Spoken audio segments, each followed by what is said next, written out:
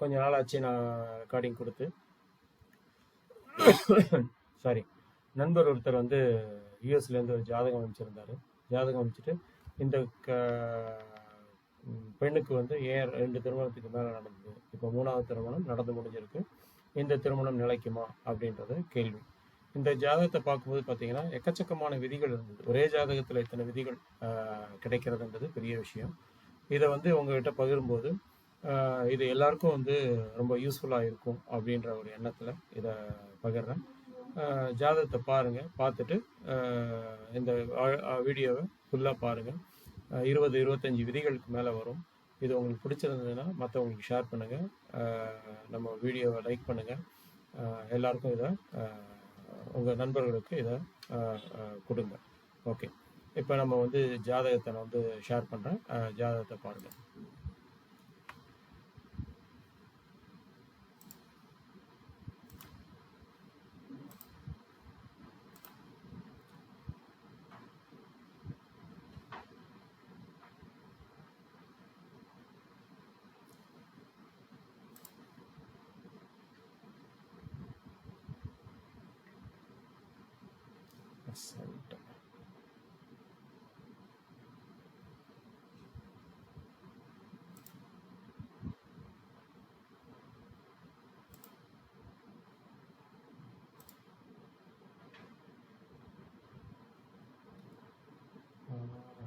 percent வரலாம்.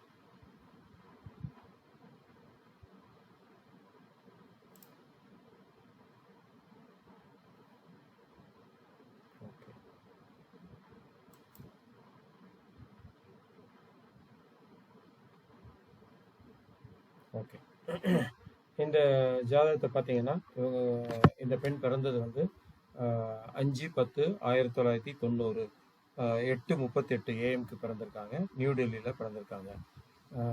லக்னம் வந்து துலா லக்னம், ராசி வந்து சிம்ம ராசி. பொதுவாக ஒரு எந்த ஜாதகத்தை எடுத்து நம்ம அனலைஸ் பண்ணுறதுக்கு பார்த்தாலும் கூட அந்த ஜாதகத்தில் லக்னம் எப்படி இருக்குது அப்படின்றத முதல்ல பார்க்கணும். ஆனால் லக்னம் தான் பல விதமான விஷயங்கள் நமக்கு சொல்கிறது. லக்னம் நல்லா இருந்ததுனால ஜாதகர் வந்து எந்த விதத்துலேயும் தப்பி பிழைச்சிருவார் அப்படின்றத நம்ம பார்த்துருக்கோம். இங்கே லக்னம் அப்படின்னு பார்த்தீங்கன்னா பொதுவாக துலா லக்னம் அப்படின்னு எடுத்துக்கிட்டாலே இது முதல் விதியாக இதை எடுத்துக்கோங்க. துலா லக்னம் துலா ராசியாக இருந்தாலே அவங்களுக்கு இளமையில் ஒரு காதல் வருது. அந்த காதல் அதாவது இளமைனா ஒரு 16-17 வயசு இருக்குன்னு வச்சுங்களேன்.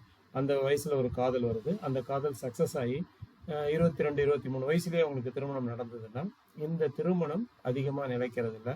அந்த திருமணத்தில் ஒரு சின்ன பங்கம் வந்து அது 2வது திருமணத்துக்கு வழிவகுக்குது. ஆனால் இந்த விதியை டைரெக்டாக நம்ம சொல்லிடக்கூடாது. இதை சொல்லும்போது 2ஆம் இடம் 7ஆம் இடத்தை பார்த்துக்கணும். அது எந்த விதத்துலையும் கெடாமல் இருக்கணும். இந்த 2ஆம் அதிபதி 7ஆம் அதிபதி அவங்க கெடாமல் இருந்தாலே ஓரளவுக்கு அந்த காதல் வந்து மேபி டிலே ஆகி 28 வயசு 29 வயசில் அவங்களே கூட கல்யாணம் பண்ணிக்கலாம். இல்லை வந்து அந்த காதல் லேசாக ஆரம்பித்த பீரியட்லேயே முறிவடைஞ்சிட்டு 29-30 வயசில் அவங்க கல்யாணம் பண்ணும்போது அவங்க வாழ்க்கை ரொம்ப சுபிட்சமாக இருக்குது அப்படிங்கிறத பார்க்க முடியுது. அடுத்து 2வது விதி பார்த்தீங்கன்னா லக்னம் பாவகரத்து அருகில் இருக்குது. 3வது விதி பார்த்தீங்கன்னா லக்னாதிபதி பாதகத்தில் போயிட்டார். லக்னாதிபதி பாதகத்தில் போயிட்டு தனக்குத்தானே பாதகத்தை செய்யக்கூடிய ஒரு நிலைமையில இருக்கிறாரு. அடுத்து லக்னாதிபதியும் பாவகர்த்தாரியில் இருக்காரு. லக்னாதிபதி பாவகர்த்தாரியில் இருக்காரு. களத்திர காரகன் அப்படின்னு சொல்லக்கூடிய சுக்கிரன், அதாவது பொதுவாக ஆண் ஜாதகமோ பெண் ஜாதகமோ இருந்தாலும் நம்ம களத்திர காரகன் சுக்கிரனா எடுத்துக்கிட்டு அந்த சுக்கிரன் எப்படி இருக்காருன்றதை பார்க்கணும். அதுக்கப்புறம் பெண்ணுனா செவ்வாயையும் நம்ம பார்த்துக்கலாம். இங்கே வந்து சுக்கிரன் வந்து பாவகர்த்தாரியில் இருக்காரு. அவரு பாதகத்துக்கும் போயிட்டாரு. 5வது விதி பார்த்தீங்கன்னா பொதுவாக எந்த லக்னமாக இருந்தாலும் 7ஆம் அதிபதியோ அல்லது களத்திர காரகனோ சிம்மத்தில் இருக்கக்கூடாது அப்படின்னு சொல்லுவாங்க. அது சிம்மத்தில் இருக்கும்போது அது சார்ந்த திருமணம் சார்ந்த விஷயங்கள்ல ஒரு சின்ன பிரச்சனையை கொடுக்குது அப்படிங்கிறது தெரியுது. ஸோ இங்கே வந்து லக்னம் கெட்டு போயிருக்கு, லக்னாதிபதி கெட்டு போயிருக்காரு, லக்னம் பாவகரத்தாரியில் இருக்கு. இந்த 5 விதிகள்னால வந்து பார்த்தீங்கன்னா இவங்களுக்கு எப்பயுமே ஒரு சின்ன கவலைகளோ ஒரு பிரச்சனைகளோ திருமணம் சார்ந்த விஷயங்கள்ல இருந்துகிட்டு இருக்கும் அப்படிங்கிறத நம்ம எடுத்தோன்னே பார்த்தோன்னே சொல்ல முடியுது. அடுத்து திருமணம் நம்ம எடுத்து பார்க்கும்போது பார்த்தீங்கன்னா அந்த இடத்துல 2ஆம் அதிபதியும் 7ஆம் அதிபதியும் நல்லா இருக்கணும். 2ஆம் அதிபதி 7ஆம் அதிபதி நிலைகள் எப்படி இருக்கு அப்படின்றத பார்க்கணும். பொதுவா ஒரு ஜாதகத்துல 2ஆம் அதிபதியோ இல்ல 7ஆம் அதிபதியோ இல்ல 2ஆம் இடத்துலயோ இல்ல 7ஆம் இடத்துலயோ ஆஹ் ஆட்சி பெற்ற கிரகமோ உச்ச பெற்ற கிரகமோ இருந்ததுன்னா அதுவும் திருமண விஷயங்கள்ல ஒரு சின்ன காலதாமதத்தை கொடுக்குது, இல்ல வந்து திருமணத்துல கொஞ்சம் ஒரு சின்ன சின்ன பிரச்சனைகளை கொடுக்குது. ஆனா இதை மட்டும் வச்சுக்கிட்டு நம்ம சொல்லாம சாரம் கொடுத்தவர் எப்படி இருக்காருன்றதையும் பார்க்கணும். சாரம் கொடுத்தவர் நல்லா இருக்காரு, சுப பார்வைகள் கிடைக்குதுன்னா அந்த பிரச்சனையை கொடுத்துட்டு சுமூகமான வாழ்க்கையை கொடுத்துருது. இவங்க கெட்டு போகும்போது மட்டும்தான் அதாவது ஆட்சி உச்சமா இருந்து கெட்டு போகிறதுனால சாரம் கொடுத்தவர் நல்லா இல்லாத போது இவங்களுக்கு கண்டிப்பா திருமணம் சார்ந்த விஷயத்துல ஒரு தொந்தரவு கொடுக்குது அப்படிங்கிறத நம்ம பார்க்க முடியுது. இந்த ஜாதகத்துல பாத்தீங்கன்னா 2ஆம் அதிபதி 7ஆம் அதிபதி இவங்க 2 பேருமே செவ்வாய் ஆயிடுறாங்க. செவ்வாய் வந்து பாருங்க விசாகம் 4ஆம் பாதத்துல இருக்காரு, அதாவது குருவோட சாரத்துல இருக்காரு. சாரம் கொடுத்த குரு எங்க போயிட்டாரு பாருங்க, சாரம் கொடுத்த குரு வந்து 12க்கு போயிட்டாரு. சாரம் கொடுத்த குரு 12க்கு போயிட்டாரு. 12க்கு போனதுனால சாரம் கொடுத்தவர் நல்லா இல்லை அப்படின்னு சொல்லுது. ஸோ 2ஆம் இடம் ஒரு பாதிப்பை சொல்லுது அப்படிங்கிறத நமக்கு தெள்ள தெளிவா சொல்லுது. அடுத்து இந்த ஜாதகத்துல லக்னத்துல புதன் இருக்கணும். நான் புதன் போடலை, அங்க புதன் இருக்கிற மாதிரி நீங்க நினைச்சுங்க, புதனை அங்க போட்டுக்குங்க. ஓகே. அடுத்து வந்து 2ஆம் அதிபதி 7ஆம் அதிபதி பாத்தீங்கன்னா சந்தியில இருக்கக்கூடாதுன்னு நம்ம சொல்லியிருப்போம். ஏற்கனவே ஒரு 11 விதிகள் கொடுத்துருக்கோம். அந்த 11 விதிகள்ல பாத்தீங்கன்னா 2ஆம் அதிபதியோ 7ஆம் அதிபதியோ சந்தியில இருக்கக்கூடாது. இங்க பாருங்க 2ஆம் அதிபதி 7ஆம் அதிபதி சந்தியில இருக்காரு, அதாவது 1.23 பாகையில இருக்கிறாரு. அது மட்டும் இல்லாம அவருக்கு சாரம் கொடுத்த குரு பாருங்க, அவரும் போய் சந்தியில இருக்கிறாரு. ஸோ சாரம் கொடுத்தவரும் கெட்டு போயிட்டாரு, 2ஆம் அதிபதி 7ஆம் அதிபதியும் சந்தியில இருக்காரு. ஸோ இது வந்து ஒரு சின்ன பாதிப்பை கொடுக்குது அப்படிங்கிறத நம்ம எடுத்துக்கிறோம்.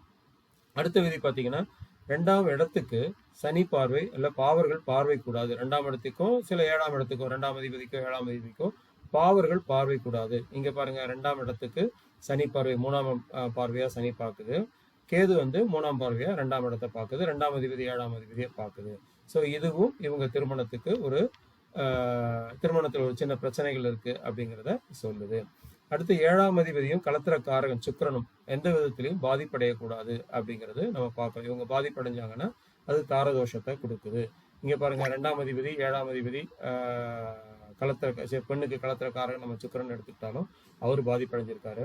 அடுத்து சுக்கிரன் அவரும் கலத்திரக்காரன் எடுத்துக்கலாம், அவரும் வந்து பாதிப்படைஞ்சிருக்காரு. அதாவது 11ஆம் இடத்துக்கு பாதகஸ்தானத்துக்கு போயிட்டாரு, அங்க மாந்தியும் இருக்கு. ஸோ இது வந்து ஒரு தாரதோஷத்தை கொடுக்குது அப்படிங்கிறத ரொம்ப தெள்ள தெளிவா நமக்கு சொல்லுது. இதுக்கு அடுத்து பாத்தீங்கன்னா அதாவது ஜாதக அலங்காரத்துல ஒரு விதி சொல்லுவாங்க, 2ஆம் இடத்துக்கு சனி செவ்வாய் பார்வைகள் இருந்தால், 2ஆம் இடத்துக்கு சனி செவ்வாய் பார்வைகள் இருந்ததுன்னா அவங்களுக்கு வரக்கூடிய கலத்திரம், அவங்களுக்கு வரக்கூடிய மனைவிக்கு ஒரு கண்டம் வரும். அதாவது ஆணா இருந்தா பெண்ணுக்கும், பெண்ணா இருந்தா ஆணுக்கும் வரும். இங்க 2ஆம் இடம் செவ்வாய அங்க இருக்கிறாரு, செவ்வாயும் கெட்டு போயிருக்காரு, அதை 3ஆம் பார்வையா சனி பார்க்குது. ஸோ இவருக்கு வரக்கூடிய கலத்திரத்துக்கு கண்டத்தை கொடுக்குது அப்படிங்கிறத சொல்லுது. ஸோ இத்தனை காரணங்கள் இருக்கிறதுனால மட்டும்தான் இவங்களோட முதல் திருமணம் சக்சஸ்ஃபுல்லா இல்லை, முதல் திருமணம் முறிவடைஞ்சிருச்சு.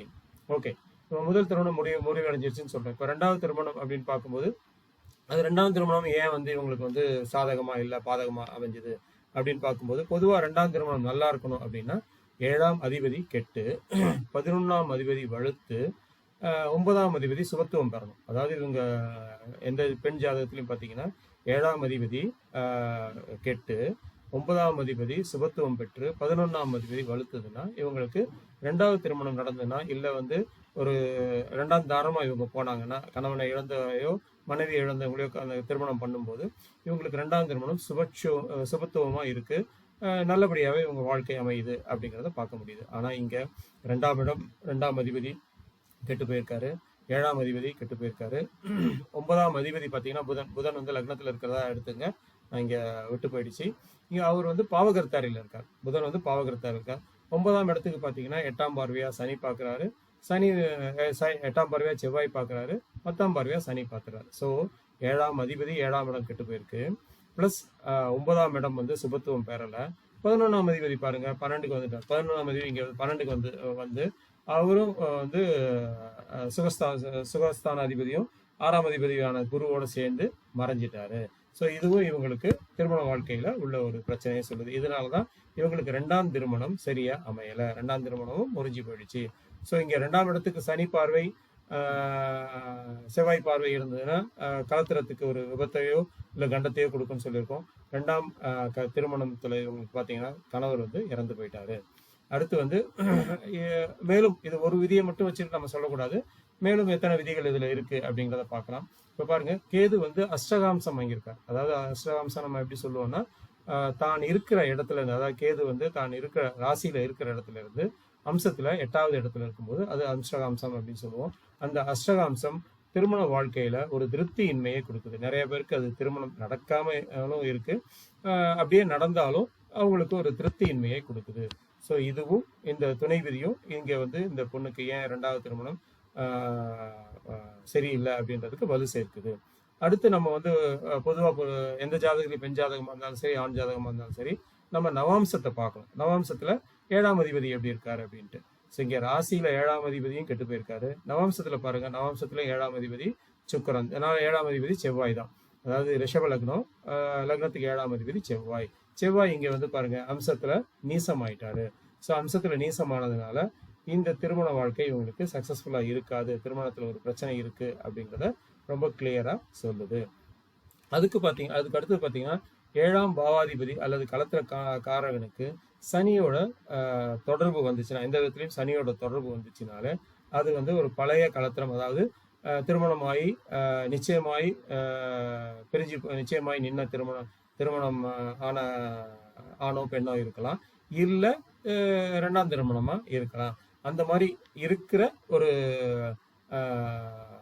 ஆணையோ பெண்ணையோ இவங்க திருமணம் பண்ணிக்கிட்டாங்கன்னா அது வந்து சுபிட்சமா இருக்கும் அப்படின்றத சொல்லுது. ஆனா இங்க 2ஆம் இடத்துக்கு சனி பார்வை இருந்து செவ்வாயும் அங்க சம்மந்தப்படுறதுனால 2வது களத்திரத்துக்கு ஒரு பாதகத்தை செஞ்சிருச்சு.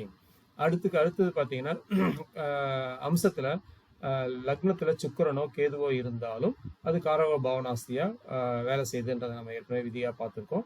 இங்க அம்சத்துல சுக்கிரன் இருக்கு. அம்சத்துல சுக்கிரன் வந்து காரக பாவனாஸ்தியா வேலை செய்யுது.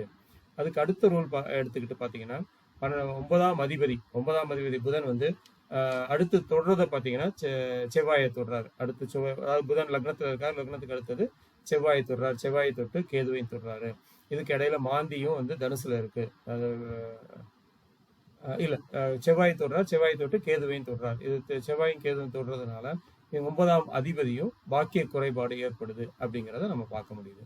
அதுக்கு அடுத்து பாத்தீங்கன்னா பெண் ஜாதகத்துல 9ஆம் இடமும் கெட்டு தனுசும் கெடக்கூடாது அப்படின்றத நம்ம பார்த்திருக்கோம். இங்க பாருங்க, 9ஆம் இடத்துக்கு சனியோட 10ஆம் பார்வை, செவ்வாயோட 8ஆம் பார்வை 9ஆம் இடத்துக்கு கிடைக்குது.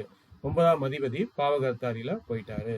ஸோ 9ஆம் இடம் பாதிக்கப்பட்டிருக்கு அப்படின்னு தெரியுது. தனுசு பாதிக்குது அப்படின்னு பாத்தீங்கன்னா, தனுசு எப்படி பாதிக்குது அப்படின்னா, செவ்வாய் பாவகர்த்தாரியில இருக்கு.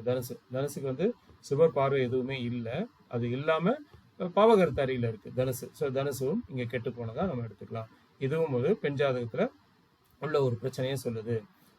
அதுக்கு அடுத்தது பாத்தீங்கன்னா 9ஆம் அதிபதி லக்னத்துல இருந்து சுக்கிரன் வந்து 11க்கு போயிட்டார். 9ஆம் அதிபதி லக்னத்துல இருந்து சுக்கிரன் 11க்கு போனதுனால ஆசைகள் அதிகமா இருக்கும். 9ஆம் இடம் அப்படின்றது பாத்தீங்கன்னா ஒரு உயர்ந்த குலத்தை சொல்லக்கூடியது, ஒரு பெரிய மனுஷங்களை சொல்லக்கூடிய ஒரு இடம். அது லக்னத்துக்கே வந்ததுனால, லக்னாதிபதி 11க்கு போனதுனால இவர் எப்பயுமே தான் செலக்ட் பண்ணக்கூடிய ஆட்கள் பாத்தீங்கன்னா தன்னை விட எப்பயுமே உயர்ந்த குலத்துல இருக்கிறவங்களையோ உயர்ந்த மனிதர்களையோ இல்ல பண விஷயத்திலேயோ குல விஷயத்திலேயோ இல்ல ஜாதியிலையோ ஏதோ ஒரு விஷயத்துல உயர்ந்த அறிவாளிகளை மட்டும்தான் தேர்ந்தெடுப்பாங்க.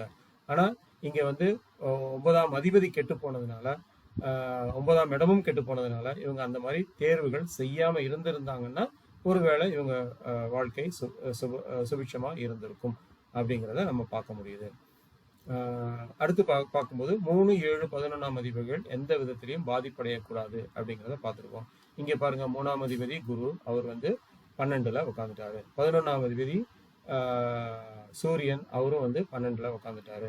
அதுக்கு அடுத்தது அவரோட சனியும் சேர்ந்து பாவர்கள் சேர்க்கையும் அங்க வந்துருது. அந்த இடத்துக்கு ராகுவோட சேர்க்கையும் வந்துருது. ஸோ 3, 11 பாதிச்சு. 7ஆம் இடம் எப்படி பாதிக்குது அப்படின்னு பாத்தீங்கன்னா, 7ஆம் இடத்துக்கு அதாவது காலி கட்டமாகி எந்த சுபர் பார்வையும் அங்க இல்லை. 7ஆம் இடத்துக்கு காலி கட்டமாயிடுச்சு. வேற யாருமே 7ஆம் இடத்தை பார்க்கல. அது மட்டும் இல்லாம இங்க 7ஆம் அதிபதி சந்தியில இருக்காரு, அவருக்கு சாரம் கொடுத்தவரும் சந்திக்கு போயிட்டாரு.